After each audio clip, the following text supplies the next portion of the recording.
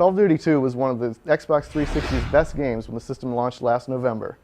Even with the new developer at the helm, Call of Duty 3 plays every bit as good as its predecessor, and it has improved multiplayer and visuals too. Call of Duty 3 puts you in the role of several different soldiers for America, Britain, Canada, and Poland. The stories aren't particularly engaging, but they do give you the sense that you're participating in a great world war. The controls are identical to Call of Duty 2, both in how they're laid out and in how they feel. You'll still need to raise your gun to eye level to use the weapon's sight, but now there's a neat blurring effect that simulates your eyes focusing. There are new close quarters fights that look pretty cool, but the mechanics are boring, and there are less than 10 of these situations in the entire game, so they're rather worthless. In the game's first mission, you'll find yourself in the midst of one of the most impressive firefights in any first-person shooter to date. There's carnage everywhere. Bullets and grenades whiz through the air while bombs explode all around, leaving soldiers to scramble around dead bodies for whatever cover they can find, be it a bombed-out mausoleum or a gravestone. Most of the rest of the game's 14 missions aren't quite as intense, but there's rarely a dull moment to be found. Call of Duty 3 isn't a run-and-gun first-person shooter, but it's not as slow-paced as a tactical shooter either. You'll generally need to stay behind cover, pick off as many soldiers as you can, and then advance to the next safe location. Since you spend so much time behind cover, it would have been nice to have the ability to lean, but you can do pretty well without it. There are a few missions that place you in the driver's seat of a Jeep, and a couple where you'll man the controls of a tank. The driving missions aren't particularly exciting, but the controls are forgiving enough to make them sort of fun. The tanks are unwieldy at first, but once you get the hang of them, it's a blast driving around and blowing stuff up. Call of Duty 3 isn't a terribly difficult game on the default setting, nor is it particularly lengthy, clocking in at about 8 to 10 hours from start to finish.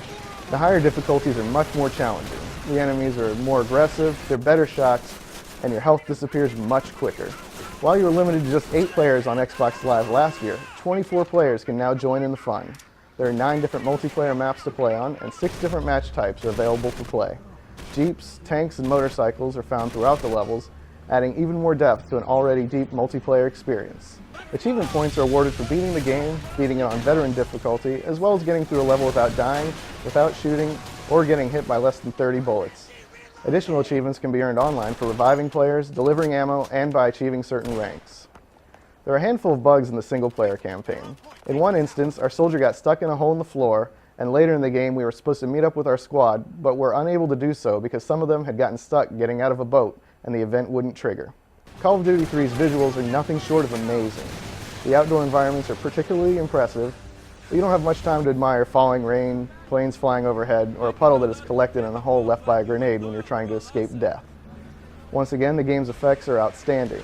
Throwing a smoke grenade results in a thick cloud of smoke so dense and so realistic, you'll sometimes find yourself squinting in an effort to see better. Explosions from grenades, rockets, and bombs are similarly impressive.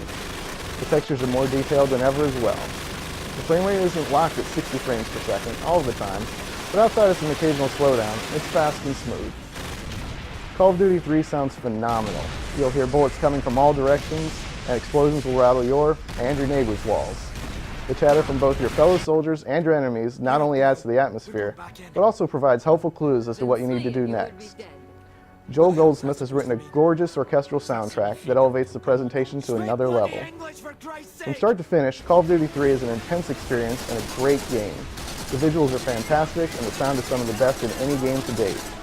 It doesn't play much different than the last game, though, so if you're not a fan of first-person shooters, this game won't change your mind, but for those that are, Call of Duty 3 is a must-own.